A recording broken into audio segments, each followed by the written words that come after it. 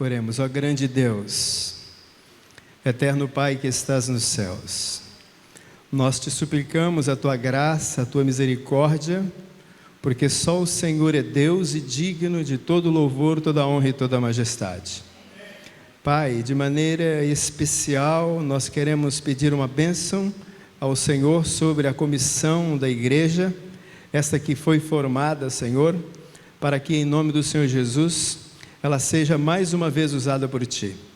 De maneira especial também, colocamos o pastor Jair em Tuas mãos, para que ele possa presidir esta comissão, sendo também mais uma vez usada pelo Senhor.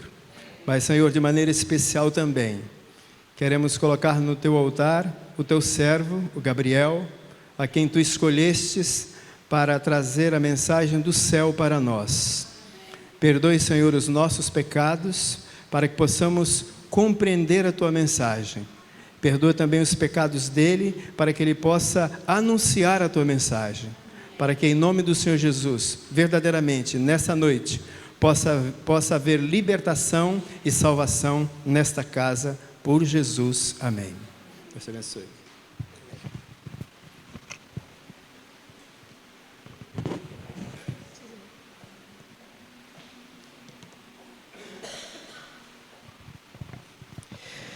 Boa noite.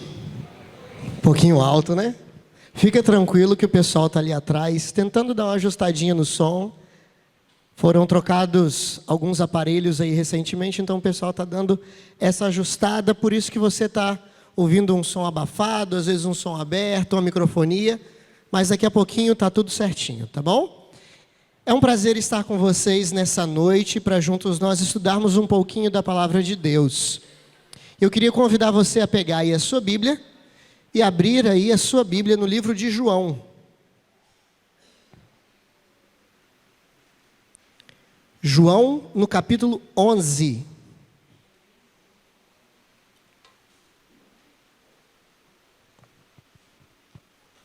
João, capítulo 11, versos 39 até o 44. E diz assim: Então ordenou Jesus: tirai a pedra. Disse-lhe Maria, irmã do morto: Senhor, já cheira mal, porque já é de 4 dias. E respondeu-lhes Jesus: Não te disse eu que, se creres, verás a glória de Deus? Tiraram então a pedra. E Jesus, levantando os olhos para o céu, disse: Pai, graças te dou porque me ouviste. Aliás, eu sabia que sempre me ouves, mas assim falei por causa da multidão presente, para que creiam que tu me enviastes. E tendo dito isso, clamou em alta voz: Lázaro, venha para fora. E saiu aquele que estivera morto, tendo os pés e as mãos ligados com ataduras e o rosto envolto num lenço. Então lhes ordenou Jesus: desatai-o e deixai-o ir. A ressurreição de Lázaro é uma história muito conhecida. E este milagre realizado por Jesus quando esteve aqui na terra, declara Ellen White que foi o maior milagre de Jesus no período em que ele aqui esteve. Eu queria que você olhasse agora para a pessoa que está do seu lado. Você acredita em milagres? Se você acredita que Deus é um Deus de milagre, você acredita que um milagre pode acontecer na minha e na sua vida, então olha para a pessoa que está aí do seu lado agora. Olha para ela e fala assim: você já é um milagre de Deus. Feche seus olhos, vamos orar. Eterno Deus que estás nos céus, nesta noite, Senhor, abrimos a Tua palavra e clamamos mais uma vez que o Senhor fale aos nossos corações. Abra, Senhor, as nossas percepções mentais e espirituais para compreender a mensagem que o Senhor tem para nós nesta noite. Abra o nosso coração para que possamos receber aquilo que o Senhor tem para nos dizer. São as bênçãos, Senhor, que te clamamos e te pedimos em nome de Jesus. Amém. Nós não vamos ler toda a história de Lázaro, porque você já conhece a história. Mas como a Bíblia se refere a Lázaro? Qual era o maior título de Lázaro? A Bíblia ela não declara que Lázaro era um médico, que ele era um engenheiro, um oficial romano. A única coisa que a Bíblia declara é que Lázaro era chamado de amigo de Jesus. Amigo de Jesus era o título mais importante que Lázaro detinha. Eu fico imaginando que Jesus ele andava ali pelas cidades, pregando e fazendo milagres, e todas as vezes que ele passava pela casa de Lázaro, ele parava um pouquinho para conversar um pouquinho com Marta, Maria e Lázaro, passar um tempo juntos, ali desenvolvendo e estreitando esses laços de amizade. Sabe, eu imagino ali talvez Lázaro abrindo o coração para Jesus, Jesus abrindo o coração para Lázaro, conversando realmente numa intimidade de amigos e de amizade mesmo. E eu queria que você deixasse marcado aí na sua Bíblia, o capítulo 11 de João, mas abrisse comigo a sua Bíblia lá em Gênesis, no capítulo 3.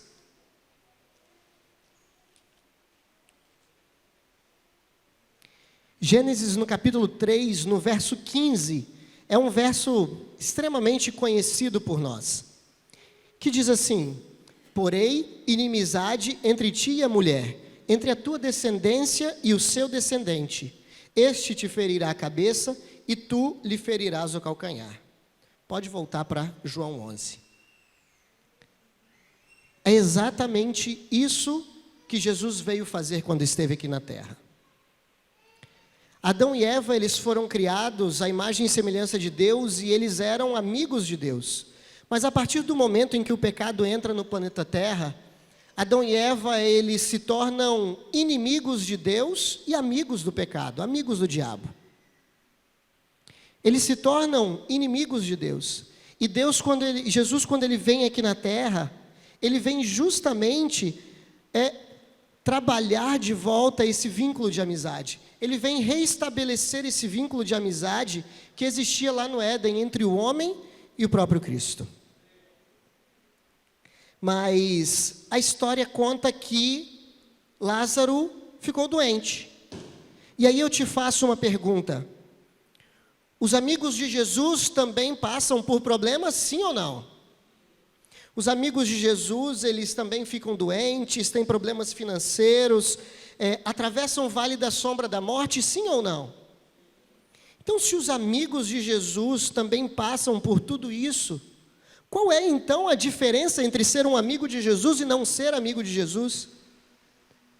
Se sendo amigo de Jesus ou não, ambos passam por essas dificuldades. Qual é a diferença? Qual é a vantagem, então, de ser amigo de Jesus? Nós vamos descobrir ao longo da história. E nessa noite, o que Deus está querendo desafiar a mim e a você é para que nós possamos nos tornarmos amigos íntimos de Cristo. É nos aproximarmos de Cristo e reestabelecermos esse vínculo de amizade íntima para com Deus. E a história conta que Lázaro ele ficou doente.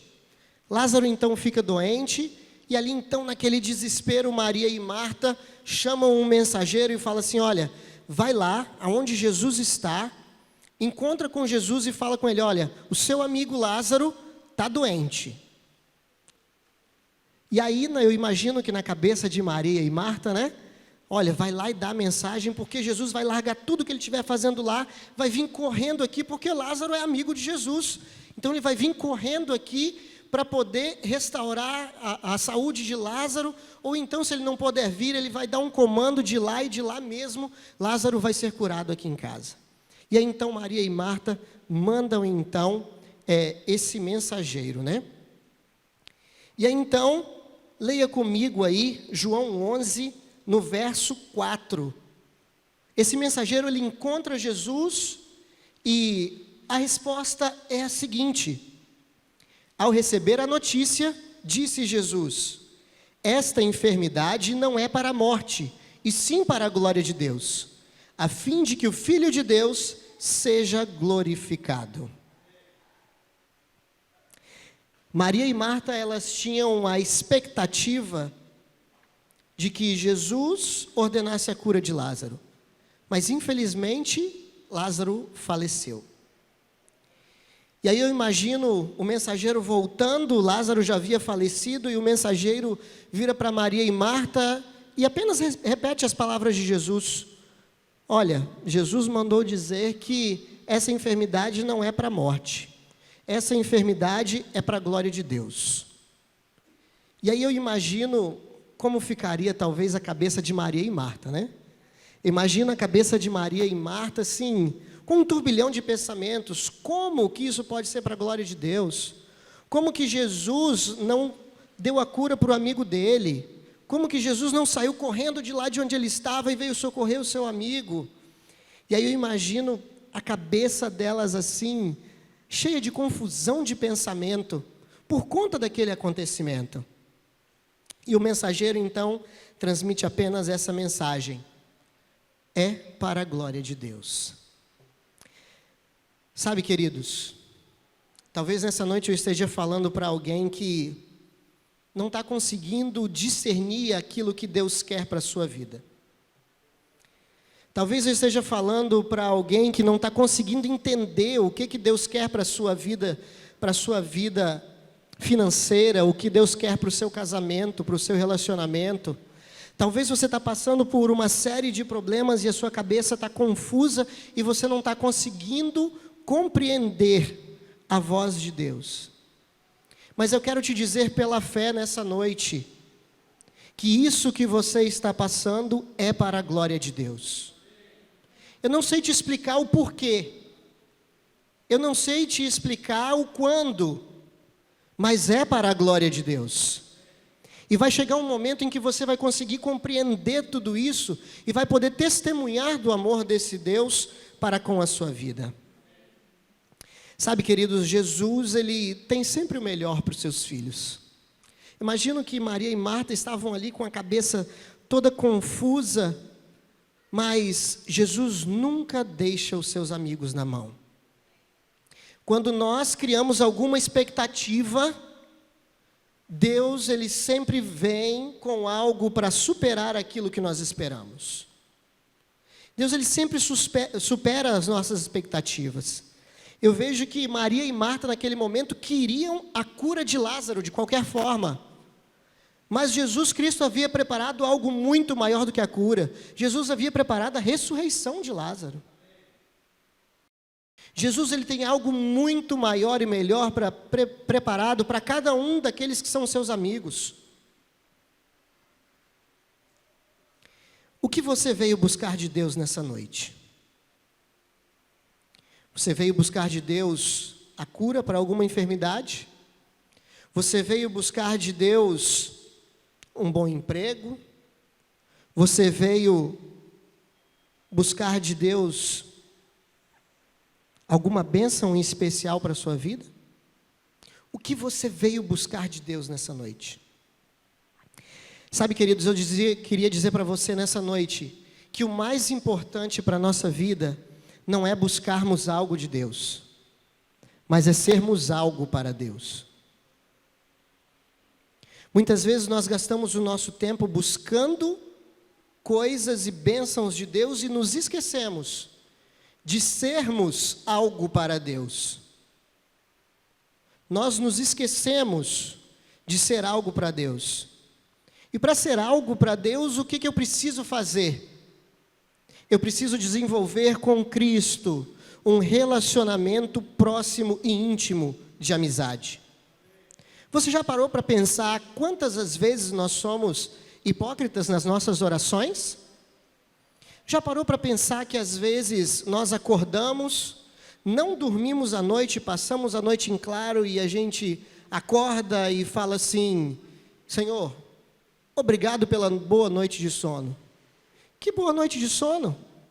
Você passou a noite em claro. Já parou para analisar que às vezes a gente vai tão assim no automático, a gente perde o costume de ser sincero para com Deus. A gente perde esse vínculo de amizade. A gente se esquece de ver Deus como nosso amigo. Deus, ele quer que nós sejamos amigos dele. E aí eu abro um parênteses para te fazer uma pergunta. Como que está a sua intimidade para com Deus? Você tem batido um papo com Deus? Você tem conversado com Deus sobre todos os assuntos? Ou será que eu e você temos escolhido quais assuntos que nós vamos conversar com Deus? Qual é o vínculo de amizade que eu e você estamos tendo para com Deus? Deus espera de nós nessa noite que nós tenhamos um vínculo de amizade pura e santa e sincera para com Ele. Porque foi isso que Ele veio fazer quando esteve aqui na terra. Jesus veio restabelecer esse vínculo de amizade que foi rompido lá no Jardim do Éden. Deus tem o melhor para você. Você quer a cura? Deus te oferece a ressurreição. Porque o plano de Deus para aqueles que são seus amigos é infinitamente maior do que aquilo que nós sonhamos. Você tem sido amigo de Jesus? Na época de Jesus, quando uma pessoa morria, o luto ele acontecia num período de 7 dias. Uma pessoa morria, no caso, vamos contextualizar com a história. Lázaro morria. Era um período, após a morte de Lázaro, de 7 dias de luto. A pessoa que morreu era sepultada já no primeiro dia. Os 3 primeiros dias, eles eram dedicados apenas para o pranto, apenas para o choro. Ninguém poderia falar nada naquele momento. Naqueles 3 primeiros dias, ninguém podia falar nada, nem mesmo uma palavra de consolo. Eram dias próprios apenas para o pranto, apenas para o choro. E ali somente mesmo as pessoas assim mais próximas, os parentes mais íntimos do restante da família, daquele que morreu, poderiam chegar e falar alguma coisa. Mas normalmente o que acontecia era que durante todo esse período aí, dos 3 primeiros dias, ninguém falava nada, apenas choravam. Esse era o comum da época. E nos próximos 4 dias, então, aí que as pessoas se abraçavam e confortavam umas às outras. Mas na maioria das vezes, as pessoas enlutadas daquela época sofriam caladas. Sofriam em silêncio, sabe? E aí eu queria dizer para você nessa noite, será que eu estou falando para alguém nessa noite que anda sofrendo calado por aí? Será que eu estou falando com alguém que ninguém sabe o que você está passando? Que você esconde a sua situação, o seu problema, o seu drama, a sua luta de todas as pessoas, mas não consegue esconder de Deus? Deus, Ele está olhando para mim e para você. Ele vê a minha e a sua luta. Ele vê as nossas dificuldades. E eu não consigo te explicar o porquê, mas creia, é para a glória de Deus. Eu convido você nessa noite a se tornar amigo de Jesus. E entender que toda a dificuldade que nós passamos na vida é uma oportunidade da manifestação do poder de Deus em nosso benefício. Porque a prioridade de Deus é tratar bem os seus amigos. Sabe o que acontece quando o corpo morre? Já parou para pesquisar sobre isso? Quando uma pessoa morre, o coração para de bater, a pele enrijece e vai se tornando acinzentada. Além disso, a bexiga e o intestino rapidamente se esvaziam. A temperatura corporal ela começa a cair 0,83 graus por hora. O fígado é o órgão que permanece quente por mais tempo. 15 minutos após a morte, o cérebro está completamente comprometido. É um dano irreversível.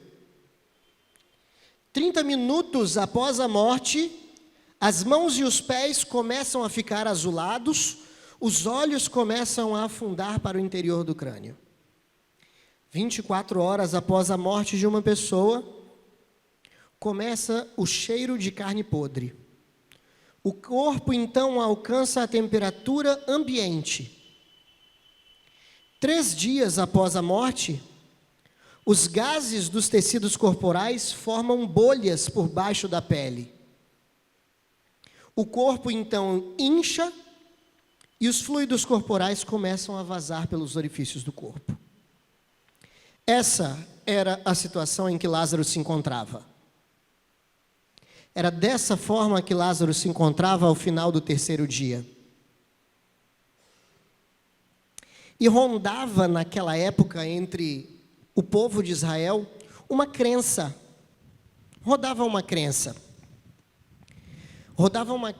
de que quando a pessoa morria, o corpo, o espírito saía da pessoa, ficava assentado ao lado do corpo por até 3 dias. E dentro desse período dos 3 dias, se o espírito resolvesse voltar para o corpo da pessoa, ele poderia voltar e a pessoa ressuscitaria. Mas o interessante é que Jesus aparece nesse contexto no 4º dia, para provar, mesmo para aqueles que acreditavam nisso, que não havia mais possibilidade de ressurreição. E que a glória daquela ressurreição era única e exclusivamente de Deus. E a história continua contando. Jesus então ele chega ali na casa de Lázaro. Marta então corre ali ao encontro de Jesus e diz assim: Senhor, se você tivesse aqui, nada disso teria acontecido. Em outras palavras, Marta olha para Jesus e diz assim: Senhor, que bom que você chegou, mas já é tarde demais, já morreu. Agora não adianta mais.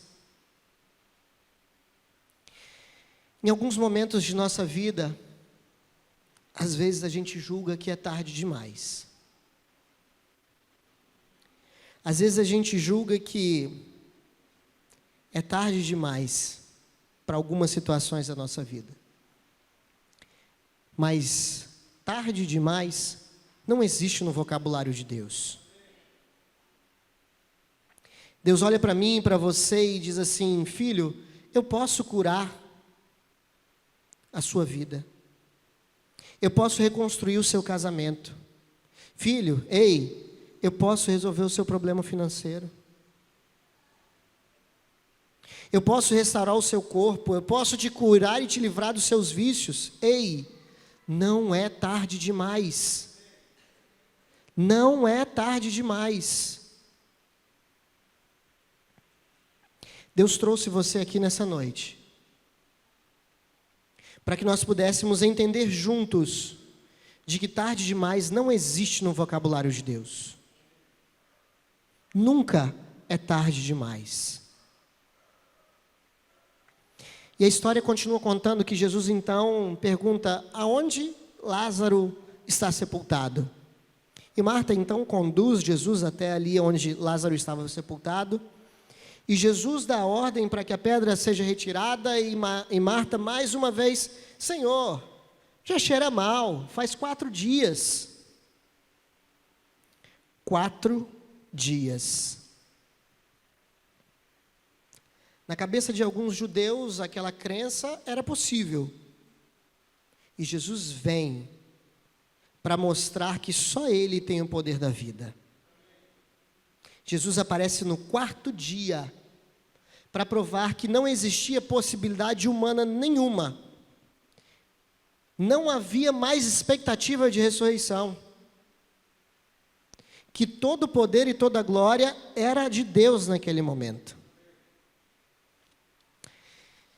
Sabe, queridos,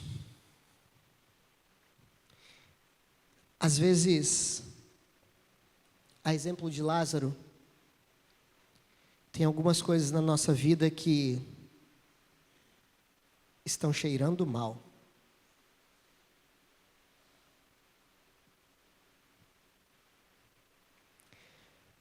Todo aquele que está morto espiritualmente cheira mal.